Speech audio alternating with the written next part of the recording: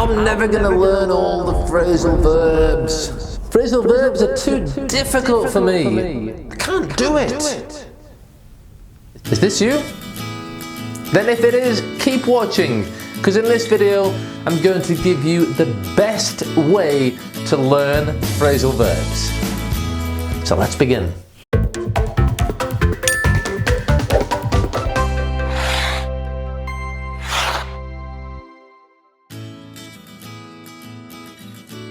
Okay, if phrasal verbs is your thing and you want to learn many phrasal verbs, then check out my playlist there. I've done many videos on the topic and you can get it by clicking up there.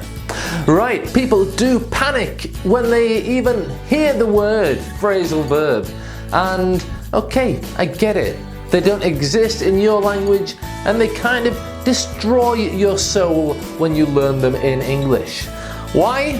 Because there are so many of them, and even one phrasal verb can have many different meanings. So I understand it's kind of heartbreaking when you start learning phrasal verbs, because yes, the more you learn, the more you realize that there are a million more to learn. Okay, so the first piece of advice is relax. Just take it easy, chill out, calm down. Alright, yes, there are hundreds and hundreds and hundreds, maybe thousands of phrasal verbs, but you don't need to know them all, and you don't need to know them all now. So just go slow. Take it easy. Learn them little by little. That's why I do videos teaching 2 or 3 or 5 or at the most 10 phrasal verbs at a time. And it helps if you learn them in a meaningful group. Like, let's learn a few phrasal verbs regarding transportation. Or let's learn a few phrasal verbs that we can use in a job interview. You know, or for example, you could take one phrasal verb and learn many different meanings of that one phrasal verb.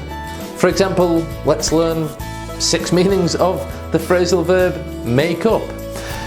Just learn them in a meaningful group, but little by little, okay? Little by little, a little becomes a lot. My second piece of advice on how to learn phrasal verbs is don't learn the phrasal verb, learn the sentence. Alright, I did a video on the sentence method, and this is a technique where we learn sentences, not individual words.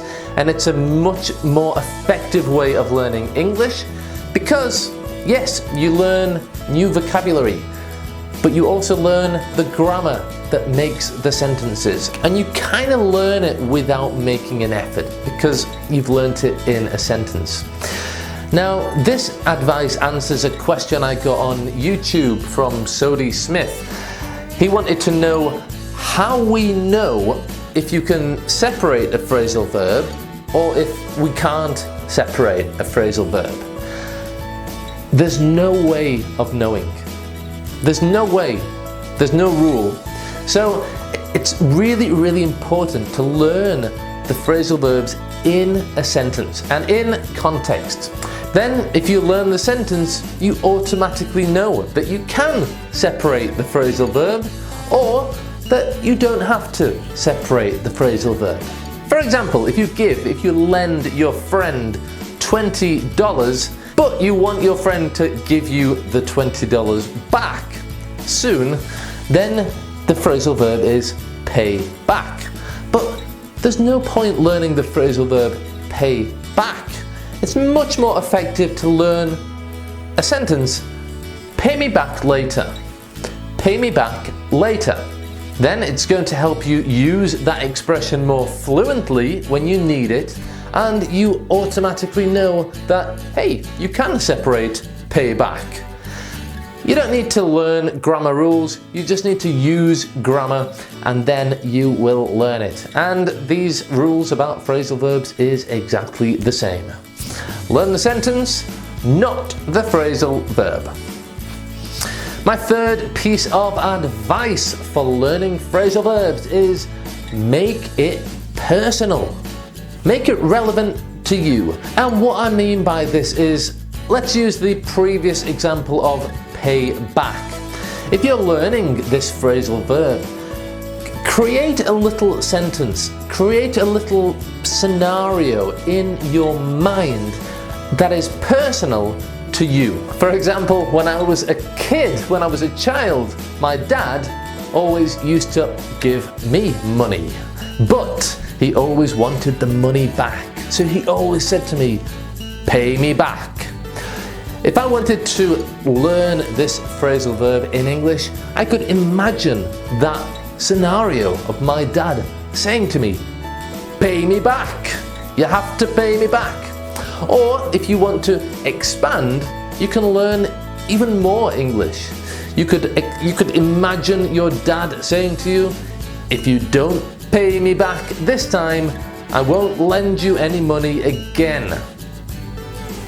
Bonus, if you have problems between lend and borrow, then you would learn both in this beautiful sentence.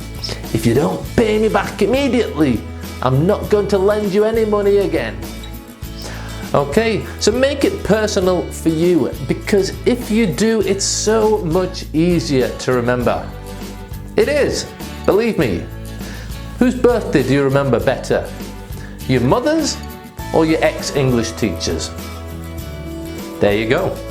And my final piece of advice to help you learn phrasal verbs effectively is, surprise, surprise, use them! Yes, you have to use them. If you don't use them, you'll never remember them. I was horrified once in my first year of teaching.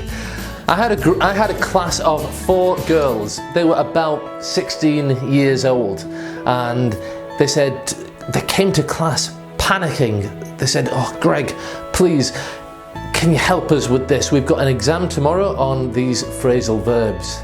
And I thought, okay, yeah, no problem. Let me see the phrasal verbs that your exam is about tomorrow.